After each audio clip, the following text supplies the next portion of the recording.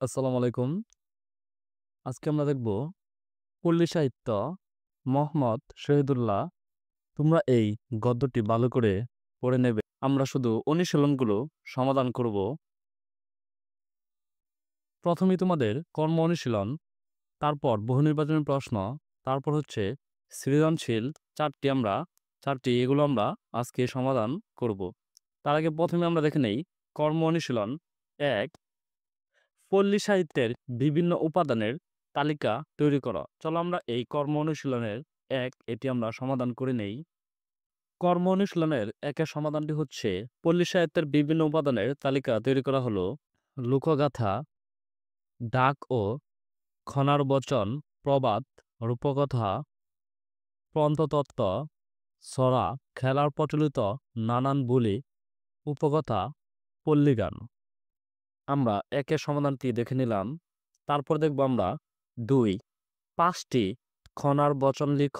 চলো আমরা এই ২ এর উত্তরটি দেখে নেই। ২ এর উত্তরটি হচ্ছে নিচে ৫টি খনার বচন দেওয়া হলো।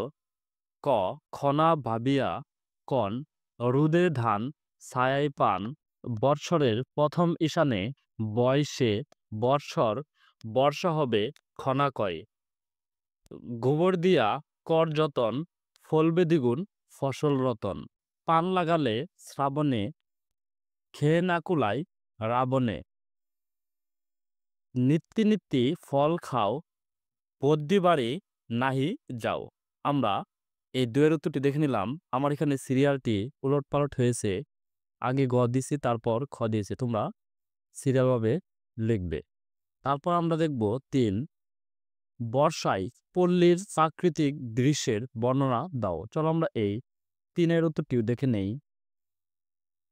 ৩ এর উত্তরটি হচ্ছে বর্ষায় পল্লী প্রকৃতির স্নিগ্ধ সজল রূপ ধারণ করে সারাদিন বৃষ্টির শব্দ মোছনায় চারপাশ মুখর হয়ে ওঠে। চারপাশে এক ধোঁয়াশা পরিবেশ সৃষ্টি হয়। এ যেন এক অচেনা অজানা জগৎ।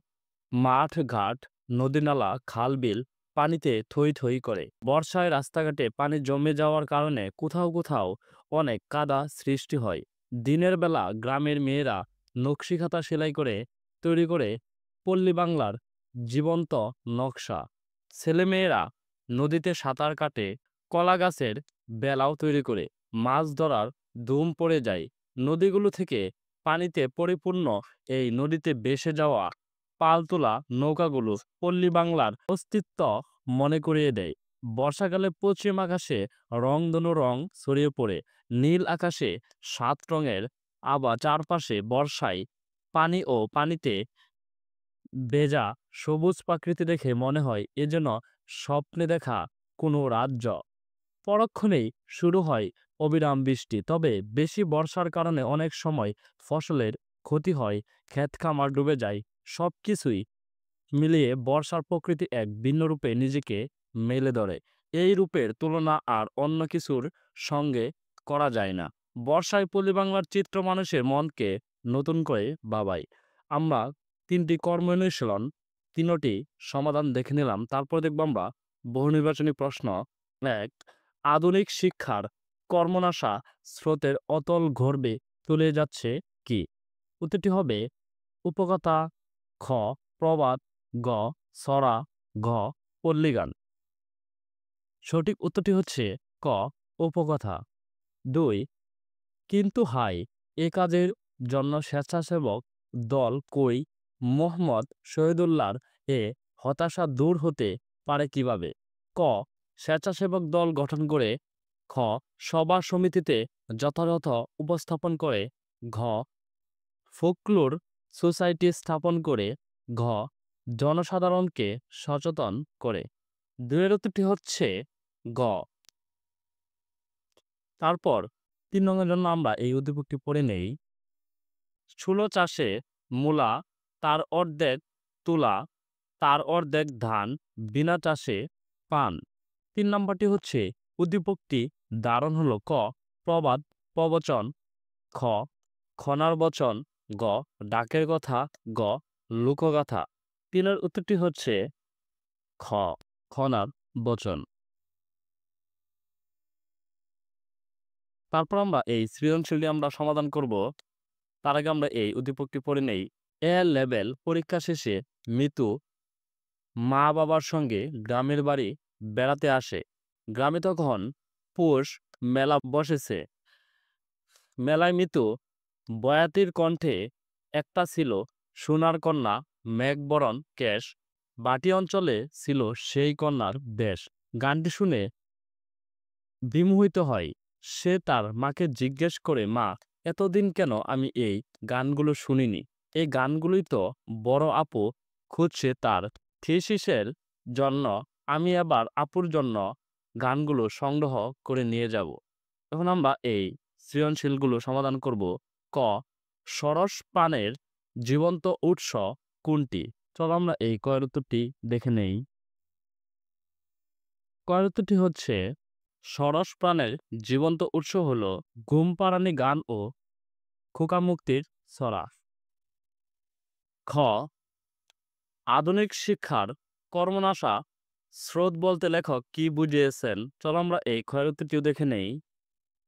ক্ষয়ের উত্তরটি হচ্ছে আধুনিক শিক্ষার কর্মনাশা স্রোত বলতে লেখক বর্তমান শিক্ষা ব্যবস্থার চাপে পল্লী সাহিত্যগুলো বিলুপ্ত হওয়ার বিষয়টিকে বুঝিয়েছেন।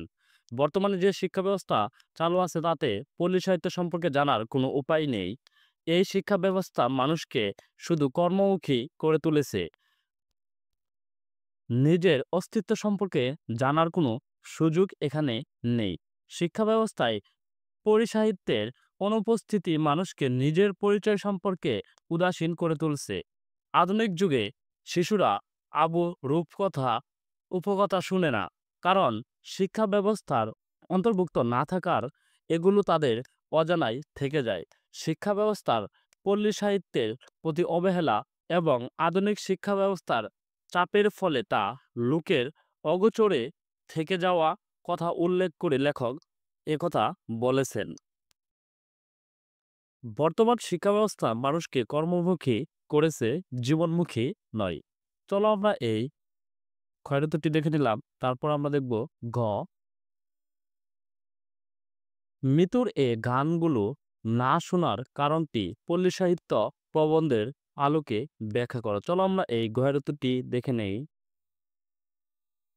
ঘয়রতটি হচ্ছে মিতুর এ গানগুলো এতদিন না শোনার কারণ হলো 17 গানের প্রভাব।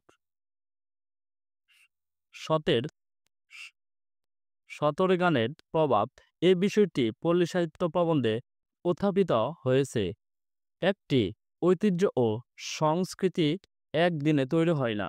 ধীরে ধীরে অনেক পরিবর্তনের মধ্য দিয়ে একটি জাতি তার অস্তিত্ব বিকাশ ঘটায়। যে কোনো পরিস্থিতিতে যে কোনো মূল্যে নিজের শিখর ধরে রাখা উচিত। আধুনিক সমাজে পল্লী সাহিত্যের কোনো উপাদান সম্পর্কে মানুষ অবগত নয়। আধুনিকতার ছোঁয়ায় এগুলো লোপ পাচ্ছে। দিন দিন মানুষ নিজের অস্তিত্ব বলতে বসছে। পল্লী সাহিত্যের উপাদানগুলোকে মানুষ এখন অবহেলার দৃষ্টিতে দেখছে, যার ফলে নতুন প্রজন্ম এগুলো থেকে অনেক দূরে সরে যাচ্ছে। উদ্দীপকের মিতুর এই গানগুলো এতদিন না শোনার কারণেই তাই। আলোটা প্রবন্ধের লেখকও উল্লেখ করেছেন, পরিধানগুলোকে এখন চাষাদের দান বলে আখ্যায়িত করা হয়। শহরে গানের প্রভাবে পরিগান বিলুপ্ত হচ্ছে। তাই পরিসাহিত্য প্রবন্ধের আলোকে বলা যায় যে শহরে গানের প্রভাবেই মিতু এতদিন এই গানগুলো শোনেনি। আমরা গয়রতিটি দেখে নিলাম। আমাদের আমাদের আধুনিকতার প্রভাবে পল্লী সাহিত্যের উপাদানগুলো হারিয়ে যাচ্ছে।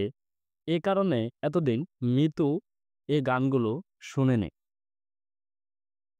তারপর আমরা দেখব ঘ, উদ্দীপকের মিতুই যেন ডক্টর মোহাম্মদ শহীদুল্লাহ চাওয়া পল্লী জন্মীর মনোযোগী সন্তান, মন্তব্যটি বিশ্লেষণ করো। চলো আমরা এই ঘয়রতিটিও দেখে নেই।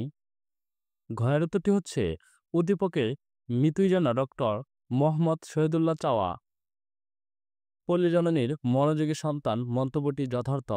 প্রতিটি জাতিরই নিজ নিজ পরিচয় রয়েছে। তাদের পূর্বপুরুষেরা তাদেরই পূর্ব পরিচয়। তাই নিজের অস্তিত্ব সম্পর্কে জানতে হলে আধুনিকতার পাশাপাশি পূর্ব পরিচয়ও ধরে রাখা উচিত। তার চর্চা করা উচিত।